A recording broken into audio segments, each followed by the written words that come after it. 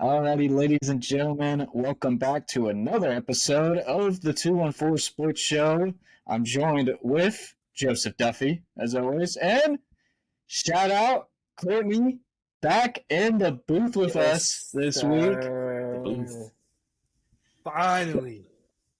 Hell Courtney yeah, has man. come back to 214 Sports Show. Yes, And for sir. the millions And millions. of the Courtney Super glad, Maniacs. man. Courtney Maniacs, man. I had to, I saw what y'all doing out there, man. I saw the nice analysis, the 50 minutes of analysis 2 weeks in a row. Hopefully Yep. we can make it, we can maybe with me back, we can make it an hour and a half. Let's go, man. I'm ready. Uh-oh. Oh yeah, that's the goal today. Super glad to have you back, Courtney. Welcome back. This will be episode 28 of the 214 Sports Show, Everything Dallas Sports, right here. We post at 9 a.m. every Thursday on YouTube and Spotify. We'll start off this episode like usually on today's date of Dallas Sports. Since this episode is airing on leap year, this was kind of a tough one to find. Kind of crazy. The Stars have lost in overtime 3 straight leap years in a row, which is just absolutely crazy. They play Winnipeg, Central Division rival, on leap year this year.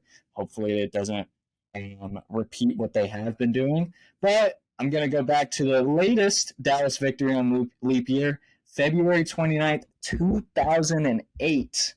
The Dallas Mavericks defeated the Sacramento Kings 115 to 106. They moved to 39-20 on the season, and they were 25-3 at home.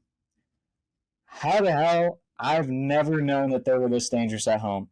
But anyways, Jason Kidd, season high, 21 points, was only 1 assist shy of a triple-double. Dirk Nowitzki scored 34 on 15 of 26 shooting, also grabbed 10 rebounds. Jerry Stackhouse added 23 off the bench, and Josh Howard scored 20 points as well. Yeah, current coach, one assist shy of a triple-double. Insane stat line, 4 players reached 20 points. And Jerry Stackhouse and Josh Howard, man. What a couple names of Dallas Mavericks history. They take me back. Jerry Stackhouse, the current coach of Vanderbilt basketball, Jerry Stackhouse.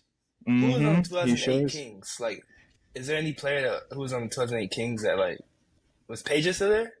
Pager wasn't there yet. Jet was on the team. He actually started this game and scored 2 points. The 2008 Kings. Oh, the 2018? Okay, so they're starting – okay, you want to hear – okay, one of their leading scorers was, I believe, it said K. Martin, so I believe it was either Kevin Martin, the sharpshooter, if you remember him, Kenyon Martin maybe.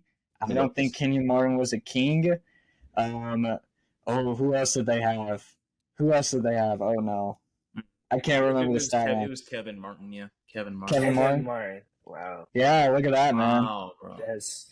The Kings were not in contention this year. As you know, they went on a 20-year hiatus of going into the playoffs. They enjoyed Cancun a little too much. But yeah, I mean, pretty insane game. The last time a Dallas team has won on leap year, the Mavs and Stars both have an opportunity. The Mavs play the Toronto Raptors, and the Stars play the Winnipeg Jets. But anyways, I'm going to move on to the trivia segment real quick. We know Luka's first in Mavs history in triple-doubles. He has 66 of them in his career. Jason Kidd is second all-time at 21. But who was the third and only other Mavs player in history to record more than just 2 triple-doubles in their career in Dallas? We've had a lot of, there's a lot of crazy names who've recorded triple-doubles in our history. And I'll name them after you guys guess. But there's only 3 players who've recorded more than 2 in their career in Dallas. One of them's Luka, one's Jason Kidd. Okay. Who's the third? How much career triple doubles do they have? They had 6 with Dallas. Wow. Okay, so it was actually. It's probably. Is it like I think Sean Marion? It's Michael Finley. You're going Michael Finley? I'm going to go Michael Finley. Sean Marion? Yeah, I'm going to go with Matrix. No one's going to guess Dirk? No way. There's no way. No way Dirk had No way. 10 That shit assists, not bro. like that. No way. Yeah. I can't Dirk trick can y'all. hardly Dirk crash the Nowitzki glass. had 2 career triple-doubles, I believe. The right answer is yes, Michael Finley at 6. Finley. Okay. Dang. Other players, 6. Dennis Smith Jr. had 2. Antoine Walker had 2. Dirk Nowitzki had 2. Mark Aguirre had 2. Raymond Felton, if you remember, had 1 triple-double. Sean Mr. Bradley Canes. had a triple-double. Steve Nash as well. And then Rodney McRae and Detlef Shrimp as well. I don't know who Rodney McRae is. That's a very old name. But the one that's very, very surprising, the most surprising one of them all, Theo Pinson has a recorded triple-double with the Dallas Mavericks. No That's way. crazy. No Do way. you not remember that? When was that? I believe it was the last game of the season. I think it was his last game with us. He had a triple-double when we rested all our players, going to miss the playoffs against the Spurs. I think that was it. But if it wasn't, it was whenever we rested like 5 players and he started, and we lost by like 30 points. But he still got a triple-double. What in the world? I know, right? Pretty crazy stuff. I'm hardly even used to seeing him play. He was always, talking, like he was always chirping crazy off the bench, so wasn't used to. Yeah, That must have been like what, 2019? Legendary bench player. What? That must have been like what, 2019? No, it was like 2020, 2021. It was either no. He joined our team in 2022. He was on our team from 2022 to 2023, so okay. I believe it was 2023 last year. Right. But anyways, let's get into the Mavs talk. We'll go into Portal after the Mavs talk. I just want to get right into the Dallas Mavericks. We're recording this on a Tuesday. We do not know the outcome of the Cleveland Cavaliers game. So I'm going to really kind of shift the focus more to the Indiana Pacers loss, losing by 22 in Indiana after, I believe, a 7-game winning streak, the longest they've had since 2011. And so I want to ask, what do you think that the Pacers loss was kind of worrying? What can the Mavs do? What went wrong? Well, the Pacers they were shooting so efficiently. It looked like they could hardly miss, if I'm being honest. I want to act like, there's some defensive weakness that they were exploiting. But, I think the only thing was really just the lack of closeouts. I don't know if our guys were just a little bit tired or something, but they had a lot of wide open shots, particularly in the second half. The team was hanging in there for, majority of the first half and a little bit of the third quarter. But as you saw in the end of the third quarter and then the fourth quarter, the Pacers, they pulled away. And it just was the lack of closeouts, I think. I don't really think that's an issue that can be a very long, sustaining issue, but I'm not worried about this team right now after that loss. Streaks are made to be broken. It's not going to last forever. I wasn't expecting this team to have like a 20-game win streak. They're an evenly matched team with this Indiana team, and so, I expected it to end somehow, and I knew it was going to be at least a respectable team like the Indiana Pacers. And so Halliburton and the guy from Canada, I'm forgetting his name right now, Benedict, what's his name? Mathurin. Yeah, Mathurin. He had a great game as well. And I would say their front court also played pretty respectably. Pascal Siakam had a great impact, especially crashing the glass. Didn't allow for the Mavs to really get back in transition a lot. And then also Nembhard out of nowhere had a 7-for-8 field goal shooting day. They all contributed pretty well in that starting 5. So I think it was just not the Mavs' day. Sometimes it happens like that. You just gotta tip your cap. I'm not worried about this team though. I think they're still in a good position, better than where they were last before the All-Star break, and they've come a long way since then. For sure, Courtney, was that a In-N-Out shake, or was that just a? Oh no. I forgot what color is the shake. Isn't it green? No. It's the same cup, but this is water in it though. Oh, okay. I just have to get FO water. Interesting. What's the taste, Joe? You don't like water or like? You said it was green though. Is it green? No, I thought that. No, I was saying the outside. Usually they have I thought they had different colors on the cups. The trees are green on the cup. You're right. Yeah, I thought you were talking about the whole cup. Yeah. No, it's green. Oh no. But there you go. Wow. Yeah. Anyways, look at us. We're so healthy. We're so healthy. Of course. I think this. I can agree with Joe. I think this is just a bad day at the office. I think when you have a 7-game winning streak in general, I think after it ends, you really can't speak much on why the loss happened. I mean, because you can kind of have to look at the good things in that situation, especially the longest winning streak since he said 2011 or something like that. So I think you got to look at it in a positive sense. I will say about the Indiana Pacers game specifically, if I was to put on anybody, I'd probably put it on Jason Kidd. I didn't really like the way that he had a lot of rotations. I mean, there's no reason why Tim Hardaway should have been in that game as long as he was. He was just chucking whatever. I mean, we love Tim Hardaway when he's hot, but when he's cold, you gotta take him out that game. Yeah, no Dallas terrorist, Tim Hardaway Jr. So that was definitely an issue. I mean, the defense was a bright spot, which we've been complaining about defense ever since the season started. This whole winning streak, the defense has been a bright spot. They've held opponents under like 110, I think, all but one time. I think they let the Suns at 111 or something like that. But they've been playing good defensively, which you would hope for after All-Star break especially. So it looks like they're finally finding their groove. I think they're still going to play good defensively. I think this is just kind of like pieces just hit them in the mouth and they just couldn't really recover. I mean, Luka was really the only one that was really doing anything. I mean, I think Kyrie had a pretty decent game, but other than that, I mean, no one was distributing the ball. They only had 15 assists, the lowest they had the whole season. Which, when you have a team with Luka Doncic on it and they only have 15 assists, I mean, that's an anomaly. That's not like a trend. So I think the team's gonna be just fine. I just think Jason Kidd needs to, he's had a lineup problem this whole year, and he's continuing to have a lineup problem. But I mean, when your players are cold, you can't go out and play for the players. So I say PJ Washington definitely has to step up as well. I mean, we got him, and he was doing good like those first couple games, but he has been kind of cold recently. So that has to fix as well. But other than that, I think he just got to fix rotations up a little bit, and they'll be just fine. Yeah. I mean, I don't really have much to add here because y'all really just kind of said everything that really needs to be said about this game.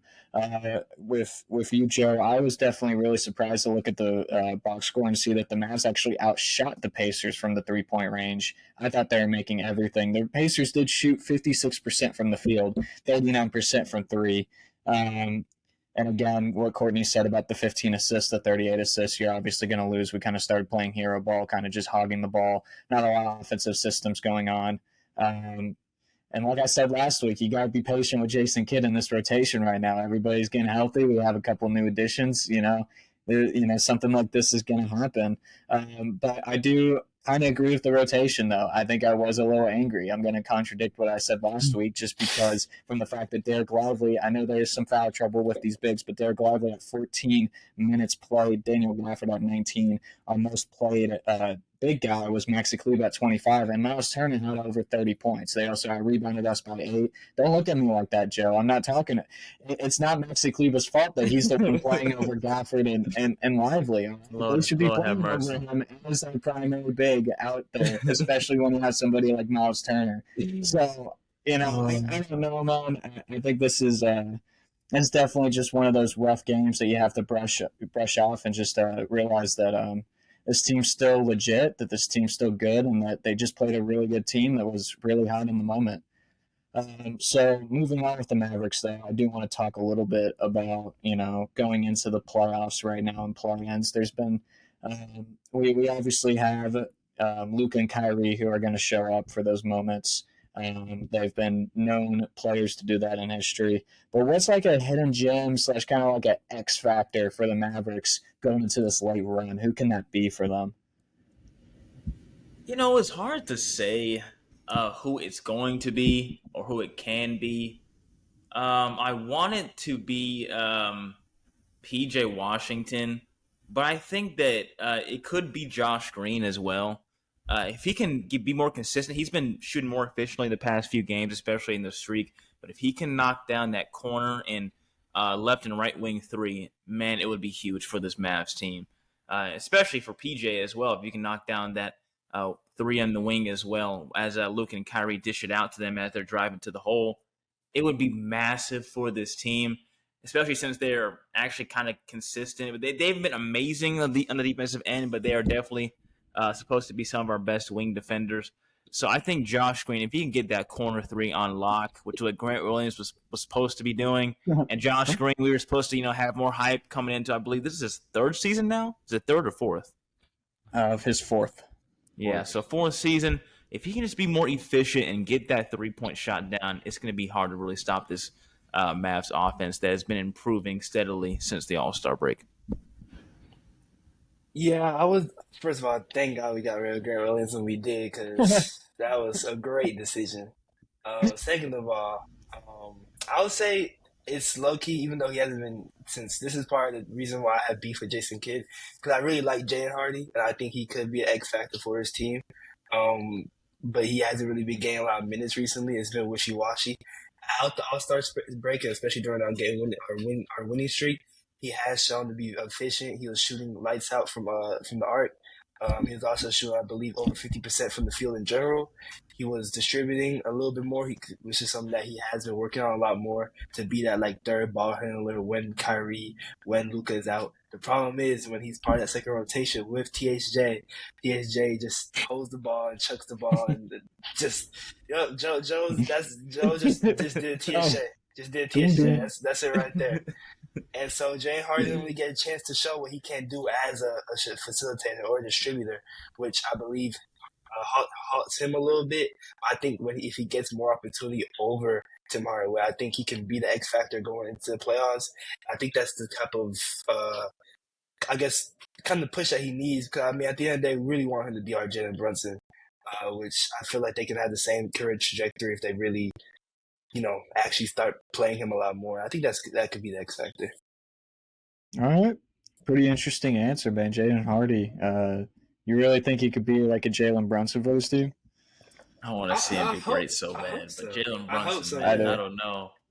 I mean, I say Jalen Brunson, not Jalen Brunson, Nick's Jalen Brunson. Nick's Jalen Brunson is nasty. Not Jalen Brunson. He's like a 30-year Jalen Brunson. Yeah, 30-year Jalen Brunson. Yeah. Maybe.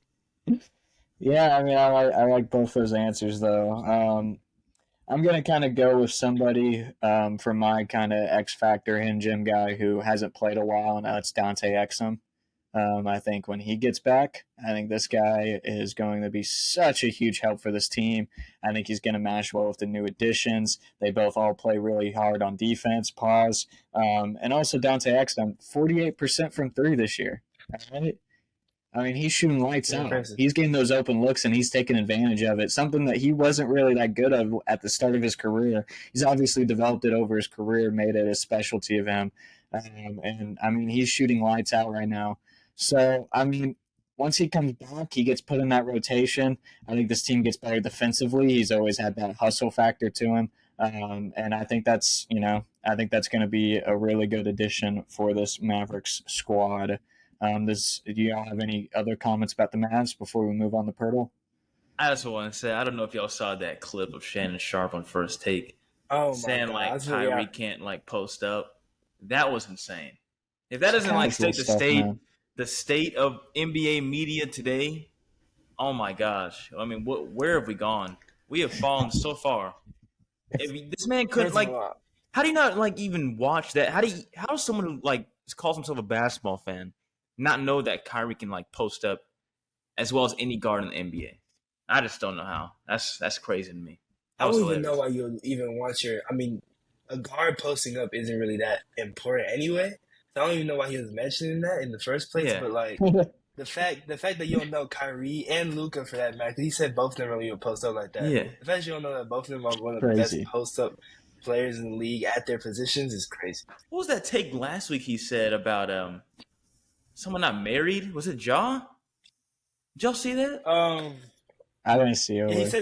He said someone can't be married if they're not the face of the league. But it wasn't Ja though. So yeah, he said face of the league can't be someone who's not married and is having a stable family life. I think it was about Ja. He's referencing Ja. Yeah, maybe it was Ja. And then he used Jordan. And then he used Jordan as the quintessential family man, which I thought was hilarious. And do you know Michael Jordan stuff, man?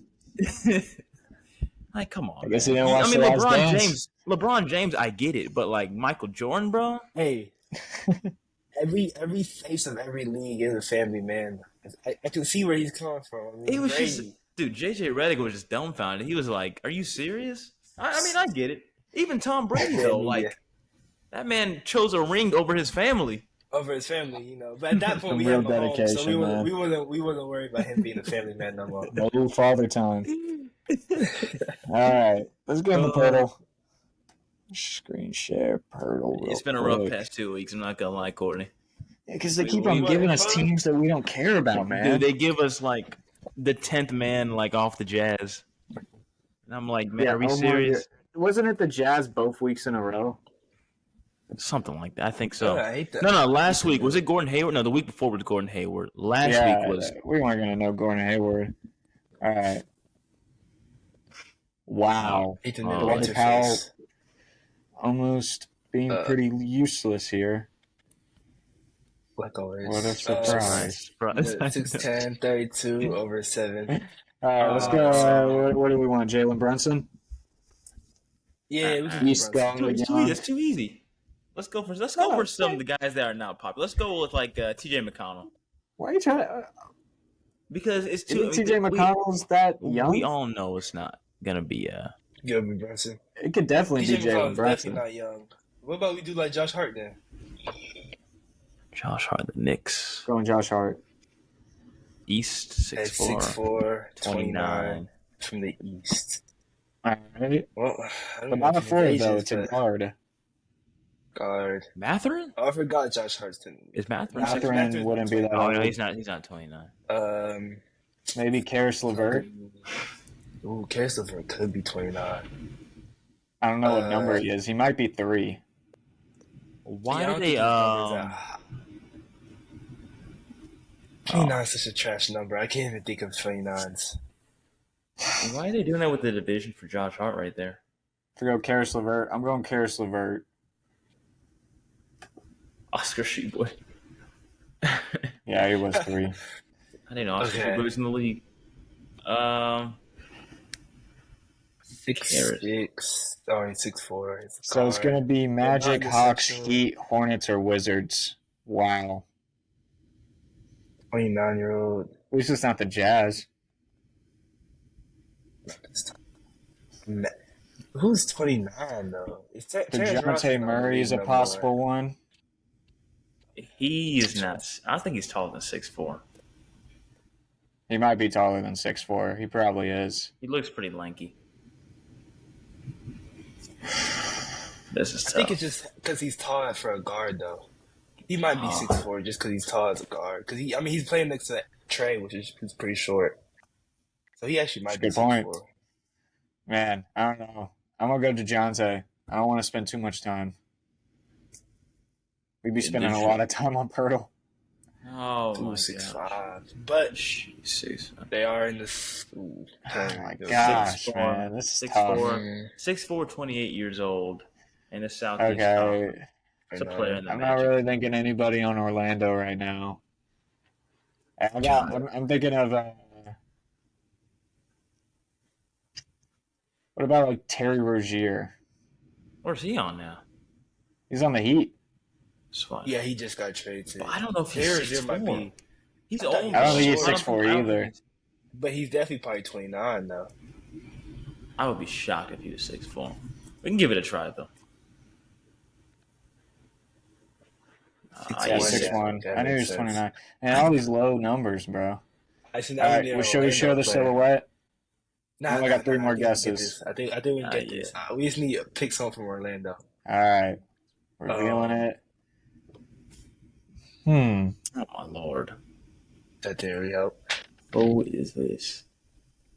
They got like braids in, maybe. I got to do what TJ does when we see a silhouette. Yeah, this is a black guy. TJ about that. Doesn't narrow it down as much as white, though. When it was white, when I saw the silhouette of Gordon Hayward last week, that was automatic. You're like, yeah, this one's not doing too much for me. I mean, like Tyus Jones. I don't know if he has braids. I don't think he does. He has in the past. What Tyus Jones? Yeah, Tyus Jones. Trade does. What team do you play for anyway? Oh my god. Jeez, man. This is bad. Oh my gosh. Okay, so a player on the Hornets or Magic. We are cooked. The Hornets, that team is just. This has not been good weeks for Pirtle, man. Very sad. I thought I could come in, give a little smooth 20 piece. I'm THJ right now, man. Who are on these teams? The Magic. I'm not even thinking because all their young. Oh, the you know who Heat, it the could be? Magic, the What if it's Hornets. Markel Fultz? Is he 29 at this point? Definitely. That's He Markel. definitely, That's he Markel. definitely is That's old. Markel's hair. He is That's 6'4". Markel's He hair. is 6'4". Yeah, that's Markel for sure. That's Markel.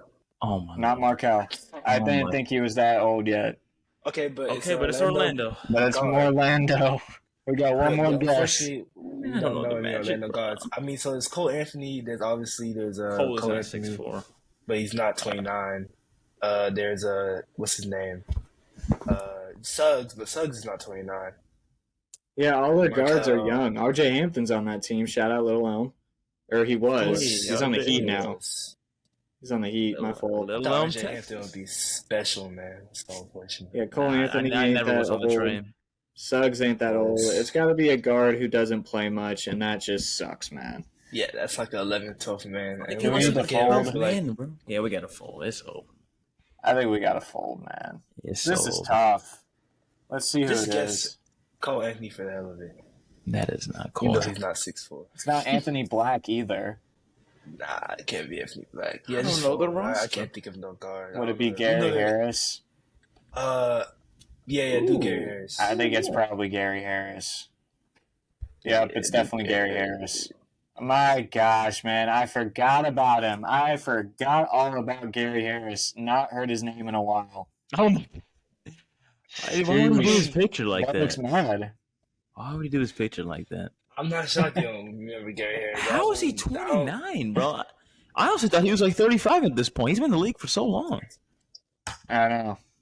That's a shock. That is crazy. That is crazy. That is not good, man. Come on.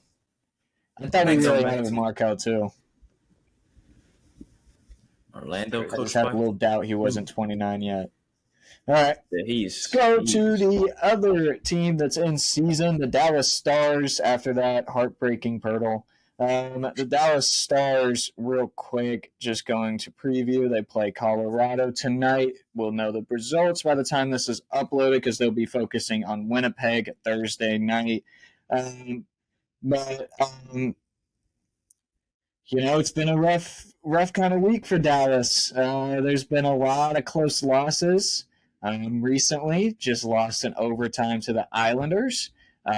They've also lost overtime games to both the Bruins, and I believe the other team was... Okay, don't help me here. I got it. I don't got it. I completely forgot who the other team was. We did lose to Ottawa in regulation. Come on, man. Come on, Courtney. I think it was the Rangers. You're right. I'm pretty sure it was the New York Rangers. So, again, I always say this, the good news is, because the Stars always suck in overtime, is that overtime rules change in the playoffs, and, it's really just a crapshoot in the regular season. And, you're going to lose some, you're going to win some, but it doesn't really reflect what your team is going to do in the playoffs at all, because you'll never have a 3-on-3 situation in the playoffs. You very rarely have a shootout position that's not going to be, they win a game or anything. It's just going to be a regular penalty shot like it would be in the regular season. So it's completely irrelevant once playoff time comes around.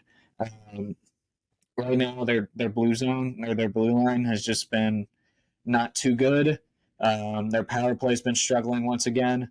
But, again, I don't think you can really make an accurate judgment of this team in the playoffs until they get the trade deadline help that they need on the defensive line, the depth that they need on the defensive line. Looking at, again, the people on the Flames, Tanev was one of them. And just knowing that, this team is still really good. They're still on top of the Central Division right now, which is kind of disputed, though, because they have like a 4-game advantage on Winnipeg and only 2 points.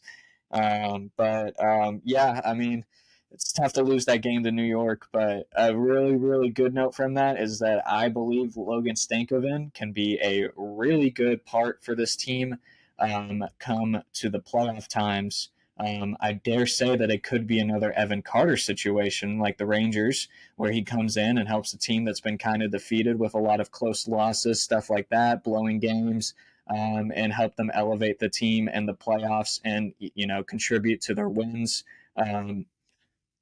Logan played phenomenal. It was his 21st birthday. He even scored a goal. He was just ultra aggressive. He was able to, his puck handling is pretty dang good, especially for somebody who just turned 21, somebody who's super young, just made it to the NHL. And he just, I was just super impressed with the puck control. He was able to steal it from defenders, get close, engage in contact, and still keep the puck on his stick. And also, he played well with the players that he was out there with. His line, Jamie Benn, and Wyatt Johnston, I believe. He was a little too aggressive in overtime when they put him out there for 3-on-3. Might have been a reason why we gave up that last goal in overtime. But again, you'll never have 3-on-3 in the playoffs. He played really, really impressive. I think this guy is going to be an Evan Carter. And I mean, that's really all I have to say about the Stars. If there's any other comments, Joe, if you want to warm up for your crossfire question about about NHL. Just to be clear, when did they change that playoff rule change the OT rule for regular season? Oh, I don't really know that. I just know that it's always been sudden death and overtime for the playoffs, and that. No, but I mean 3-on-3 though. Because is it always 3-on-3? Because it was 3-on-3 only for regular season. You were saying, but for playoff time, it's just regular sudden death for everybody on the court. Mm-hmm. Okay, that's kind of crazy though. I mean, I see why they do because they want to speed up the game. Same for the Ghost Runner in the MLB. Yeah, I mean, they don't want to go across programming time. They don't really give a shit whenever it comes playoff time, though. Yeah, they'll have 5 overtimes. Bro. I mean, playoff hockey is different, though. I enjoy watching it, though. But rough road trip in the Northeast for the Stars. Good to see them get that win at least in Carolina, because if they didn't, man, what a rough stretch that would have been. But lucky for us, now we got to play Colorado after another OT loss against the Islanders. Go! I love it, Colorado. Man. Love it, man. Yeah, we love it. I've looked at the Stars. The Stars have a bottom 10 strength of schedule team too. They're supposed to have top 10 easy schedule. The Mavs are supposed to have a top 3 easy schedule for the regular season. Where the hell are these easy teams? Where the hell are them? Yeah, I hate when they show keep on playing tough teams, man. Both of them. 2 really, really. I don't expect. I mean, Dallas teams go 0 for 2 tonight. I wouldn't be surprised. I mean, I guess we'll know again when this episode's released. Let's move on to the Texas Rangers since they started spring training. I just have one simple question to ask on our Rangers agenda today. Corey Seager, somebody who was second in MVP voting in the AL last year. I want to see, where do y'all think he stacks up this year? Do y'all think he's another favorite? And there is a right answer to this. He'll always be up there as a favorite, and just because of how great he is, but it all depends on his health. And it's a shame that there's always something ridiculous that gets him hurt, because I wouldn't say he's a guy that's quote-unquote made of glass. It's always the most ridiculous things he gets hurt by. One of his injuries last year was a thumb. Yeah, I mean, that slide, bro, because you remember that one play, I believe it was against the Royals. It was that first injury. Royals. Yeah, the first one I'm talking about. Royals. Yeah, it was the Dodgers with the hamstring. Yeah. Yeah, but the first one, bro, he was just, stretching for a stand-up double, and then just, started limping, got a little gimpy, and then it's a little unlucky right there. And the Dodgers one, I believe that's where he was trying to hustle for a double that he didn't really have to get. He ended up getting there safely, but got hurt as he was trying to extend for the slide. So, like we said, it just all depends on his health. Let me look this up real quick, because I don't know the last time he's played at least 150 games. Let me look this up. I should have had this prepared. But Come on, man. He hasn't played 160 games ever in his career. The highest he's ever played is 157. That was in 2016. He played 151 in 2022, but of course that wasn't the Rangers we knew. The offense wasn't hitting off on all cylinders like we saw them do last season.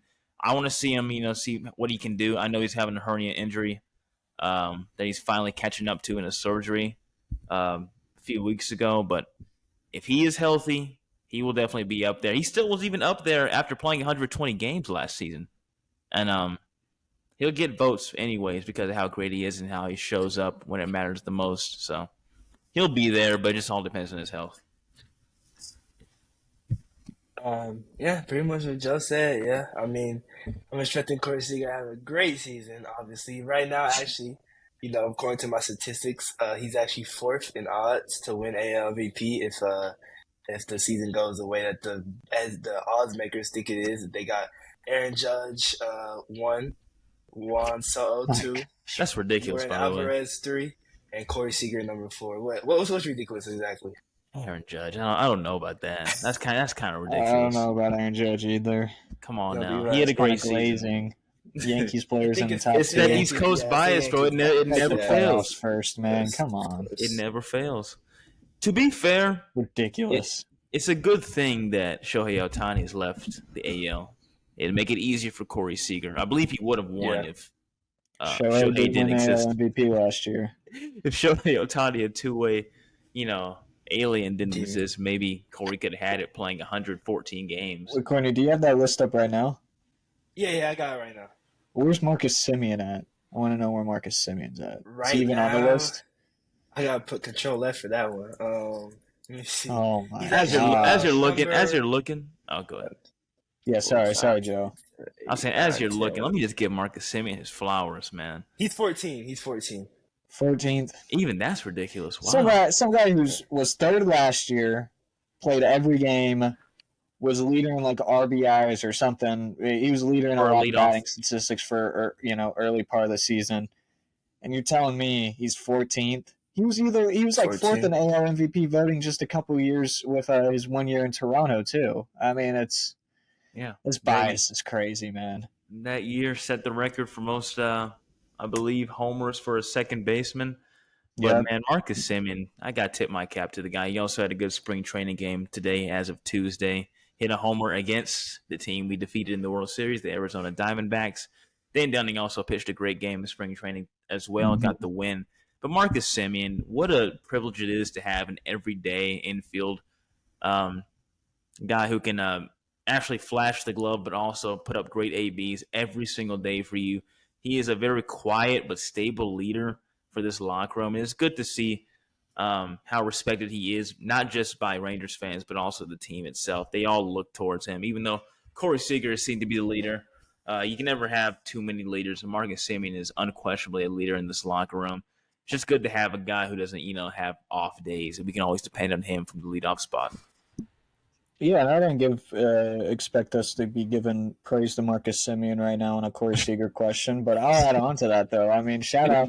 The thing is like, I mean, I don't think people understand how big it was to see Marcus Semien get that home run right before we won the World Series, because that was just guy who's played every single game of the season, has gone through so many ups and downs. He was struggling the entire postseason. He was popping up everything, striking out more often than he usually was, not hitting home runs. I think his first home runs of the postseason was that Game 4 and Game 5 of the World Series. And to see him finally get those last moments of, getting his power back before the season ended, before, holding that trophy was something really special to see for sure. But real quick with Corey Seager's stats, 327, batting average 390 on base percentage, 42 doubles, 33 home runs, and 96 RBIs last season, only doing that in 119 games. Still finished second in the MLB or AL MVP, even though he missed almost 50 games of the season. He also went 318 batting average, 451 on base percentage, 6 doubles, 6 home runs, 12 RBIs in 17 games during the Texas Rangers run to a World Series title. I think he should be the favorite in the AL MVP right now.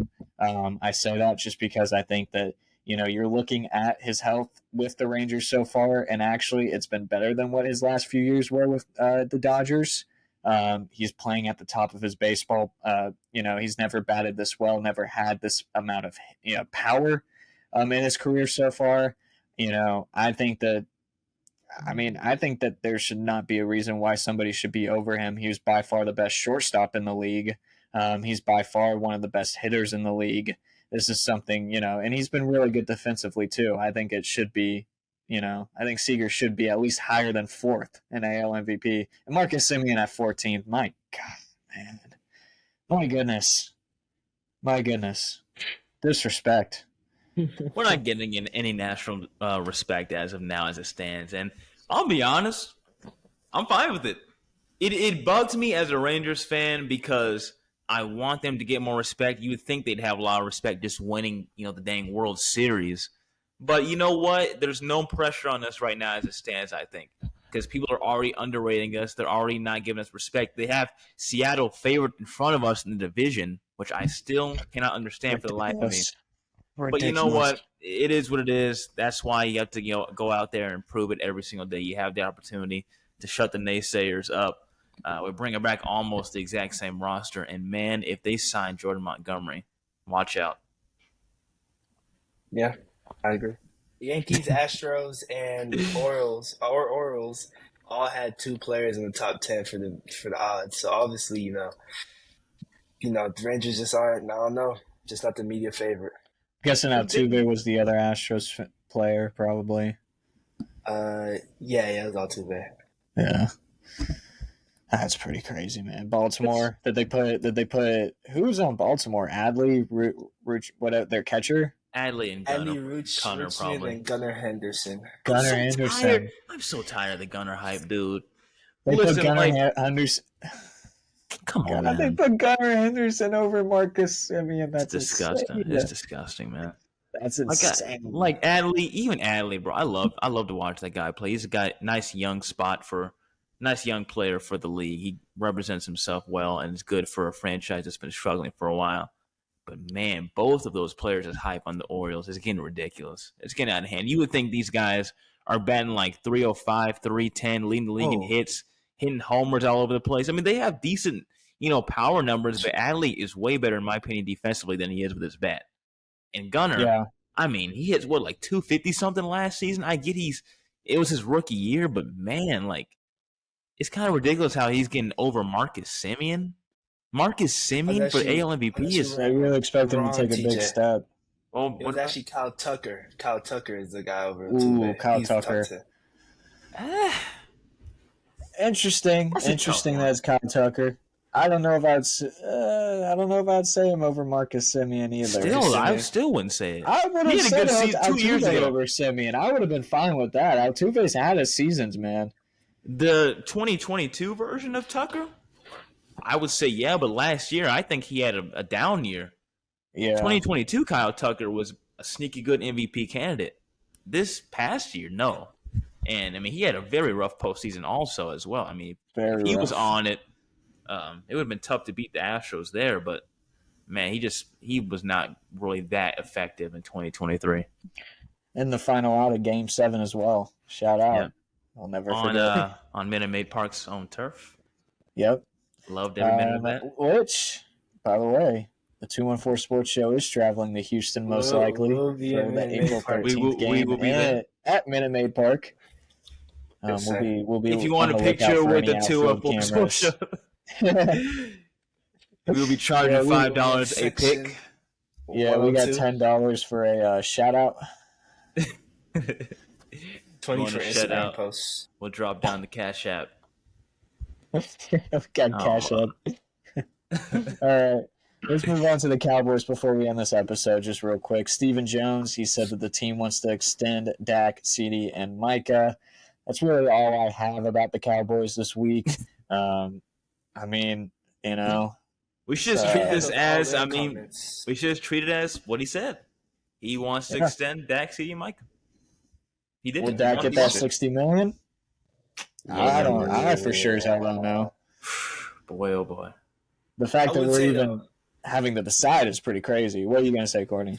I will say you pretty much got to pay CeeDee now before Justin Jefferson gets his contract because Justin Jefferson is going to reset the market. So you want to get that in before Justin Jefferson. That's a good point. Man. It has been a rough past month as a Cowboys fan. The Michael podcasting, the Dak rumors. There's no bright spot. There is no happiness being a Cowboys fan. Nothing fun, man. Nothing fun. I wouldn't wish this pain on anybody. So we'll see. God We'll see almighty. how the NFL off season goes for the Dallas Cowboys. I actually do like the format where they have free agency before the draft. I think that's pretty. I think that's better than how the NBA does it, NBA, and the yeah. NHL in that case. But yeah, we'll be keeping constant tabs with the Cowboys as well, weekly still, when the offseason starts to cook a little bit more. Right now it's just simmering, just starting to get started. I believe free agency opens in a week or two. I believe it's at the start of March. I can't remember though, but we'll be reporting on the Cowboys as well, of course, the Mavs and Stars as they push to the playoffs, and also the Texas Rangers as they start their season. But that'll be it for this episode. Do we want to give some quick shout outs to our socials real quick? Yeah, I'm on Instagram and Twitter. You can follow me at Joseph_Duffy99. Same thing for both Instagram and Twitter, or X at Joseph_Duffy99. Yeah, you can follow me on Instagram at clivesdalife, Twitter at C_Machani. And you can follow me on LinkedIn too if you want to, Courtney Machani, man. If you want to make a personal connection with me, the 214 is taking over, so let's make some business. Yeah, Joe was actually covering for you these last 2 weeks with the socials. He was plugging it in for you. I had to plug it in. He was, but yeah. Watch it, see if he said Clouds Alive. So I'm gonna find out if he said Clouds Alive. I won't spoil you're gonna it. be in for a surprise. I won't spoil it. All right, you can follow me on Instagram at tj.krolitz. Twitter will be tj_krolitz. You can also follow the 214 Sports Show on Twitter/X, Instagram, and TikTok, all at 214 Sports Show. Each social media, we have different kind of content. You can find more analytical posts, more of our opinions there on those social medias. We'd love to see you guys interact and follow us on those sites. We post live on Spotify and YouTube every Thursday at 9 a.m. This has been the 214 Sports Show, everything Dallas sports, and we'll see you guys next week. Hope you guys have a wonderful week.